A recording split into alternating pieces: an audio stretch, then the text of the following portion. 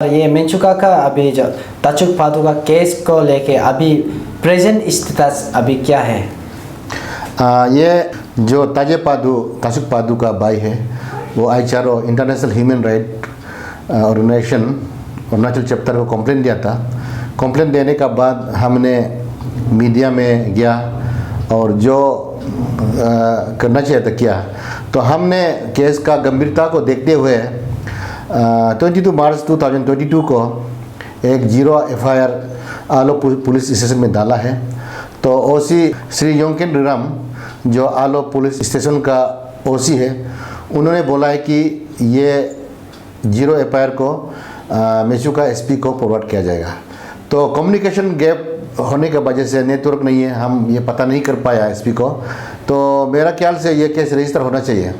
तो मैंने मेरा FIR में कांस्टेबल SK सिंह जिन्होंने ताचुक पादु को 18 मार्च 2022 को बुरी तरह पिटाई किया है, उसको लेके मैंने ग्रीवियस हर्ट और voluntary causing grievous hurt by dangerous weapon और मीन्स, और एक ये है violating the provision of schedule caste and schedule tribes prevention of atrocities act 1989 के तहत ये FIR डाला है और various provision of the human right को भी वायलेशन किया है। तो ये बहुत ही गंभीर है, जैसे कानून को रक्षा करने वाला इस तरह का लोगों पर एट्रोसिटीज़ करने से कैसे चलेगा ये। तो मेरा कहना है कि उन्होंने ताचुक पादु का अगेंस्ट में भी कुछ हाउस ट्रेसपास और ये कुछ सेक्शन डाला है जो ऑनरेबल स्पीकर का गेट का बाहर भी कुछ घटना घटा है बोल के, उससे हमको कुछ भी लेना देना नहीं है। वो अगर केस को वो सोचता है तो वो ये कीजिए, माने पुलिस इन्वेस्टिगेट कीजिए और जो सेक्शन में डाला है उसको बुक कीजिए और प्रूव कीजिए और कोर्ट में प्रूव करके सज़ा देने से देना है। कानून को अपने हाथ में नहीं लेना चाहिए। तो अभी ये ऑल अरुणाचल प्रदेश में ये केस वायरल हो चुका है और इसको सभी लोग देख रहे हैं। तो हमारा इंटरनेशनल ह्यूमन राइट ऑर्गेनाइजेशन बहुत गंभीरता से केस को ले रहा है। हमने ये केस को हमारा दिल्ली हेडक्वार्टर में फॉरवर्ड किया और दिल्ली का तरफ से ये वहाँ से हमारा ये IGP को भी DGP को भी लेटर लिखा है। तो पुलिस अधिकारी किस तरह से हैंडलिंग करता है केस को हम इंतज़ार कर रहे हैं और मैं सोच रहा हूँ कि इसको जस्टिस देना है। तो सर आपने कहा कि आलो पुलिस में आपका IHRO अरुणाचल चैप्टर जो FIR दिया था और वो कब FIR सबमिट किया था? मैं 22 मार्च को दिया है कि क्योंकि आलो में ये पावर सप्लाई में कुछ तकनीकी खराब होने का वजह से मैं थोड़ा सा 1-2 दिन डिले हो गया, इसलिए कल मैंने 22 मार्च को डाला है। और डालने का बाद में ये मेरा और स्टेट का जो एस्टीम डेलीज में भी आया है चीज़, सभी आदमी को पता चल गया कि ये केस FIR दर्ज किया गया है। तो मैं ये सोच रहा हूँ कि इसको गंभीरता से लेना है और पुलिस इन्वेस्टिगेशन करना है और जस्टिस दिलाना है। तो हम अभी केस का मेरिट में नहीं जा रहा हूँ कि उन एलिगेशन और काउंटर एलिगेशन इसका बारे में मैं नहीं कह रहा हूँ कि किस लिए इतना मेडिकल रिपोर्ट भी है, बुरी तरह फिजिकल असल्ट किया ताचुक पादु को। पुलिस तो इस तरह से करना नहीं चाहिए, इसको गंभीरता से लेना है और इसमें कोई भी पुलिस अधिकारी और जो अथॉरिटी है लेम एक्सक्यूज नहीं बनाना चाहिए। जो पहले वाला एक केस दर्ज किया उसका कनेक्शन को लेके इस केस को बनाना नहीं है। यह केस को सीधी तरह ह्यूमन राइट वायलेशन की तरह देख के इस केस को बनाना है। मेरा ये है, हायर अथॉरिटीज़ को भी अपील है मेरा। सर अभी विक्टिम का कंडीशन कैसे है, अभी कहाँ मिलेगा? विक्टिम आलो से उनको रेफ़र किया गया है टीम्स में नाहरलगुन में। तो अभी तक मेडिकल में है। तो रिपोर्ट थोड़ा नाजुक है क्योंकि बहुत ही एक वेपन एक लाठी से मारा गया है। तो 2-3 दिन पहले भी उसका पेशाब और लेटरिन भी नहीं कर रहा है बोला है। तो आज प्रेजेंट स्टेटस को शाम तक उन्होंने बोला है कि उसका भाई ने बोला है इसको अपडेट करेगा। तो अभी वहाँ पे एडमिट है, गंभीर है हालत। तो सर ये जो अब ये केस जो अगर डिले होने से आप लोग का आईएचआर की तरफ से अब क्या स्टेप लेगा?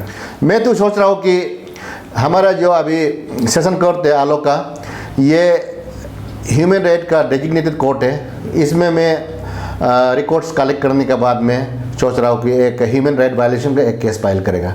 उसके बाद कोर्ट जैसे डिसाइड करता है, देख लेता है।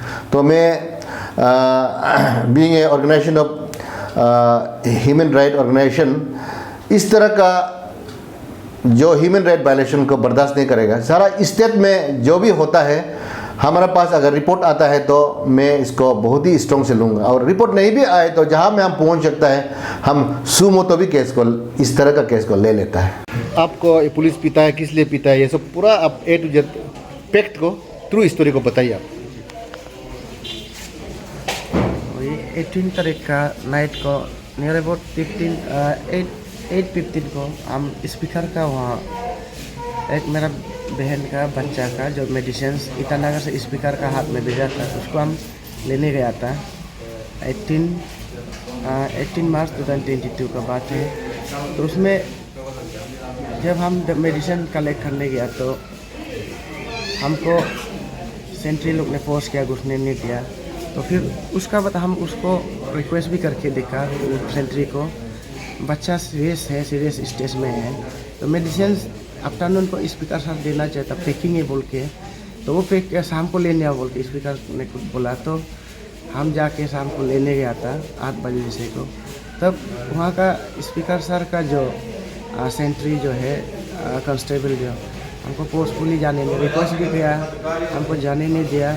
उसका बाद हम दोनों एक दूसरे से हम दोनों हॉट आर्गूमेंट हुआ। तब तक वो लोग पुलिस को वो करके फ़ोन करके पुलिस थाना से हमको अरेस्ट करवाए। अरेस्ट करवाने के बाद हमको मेडिकल भी कराया, और रात का लगभग 9 बज गया था। मेचुका पुलिस स्टेशन में हमको ले गया। उसका बाद रात भर हमको AK सिंह एक कांस्टेबल है, हमको रात भर हमको एक जानवर की तरह पीटा है, और ऐसे रात भर सोने नहीं दिया। 2-3 दिन हम बेहोश हो गया था, और पूरा हैंडकफ डाल के भी हमको पीटा है, पूरा लाठी उठी घुसा के। तो हमने कहा कि हम कुछ गलती होने से भी वो कोर्ट से हमको पनिशमेंट मिलेगा। ये क्या मतलब, ये तो इनजस्टिस है। मतलब हम अभी तक मेरा यूरिनल भी लोगों के वजह 2 दिन से मेरा टॉयलेट भी नहीं हो रहा है, और यूरिन जो एक ब्लीडिंग टाइप से हो रहा है, और कान से भी हमको एक रिवर्सर बोल के पीटा है, वो भी यहाँ से सुनाई नहीं दे रहा देता है। इसलिए पूरा आपको पूरा दिखाइए।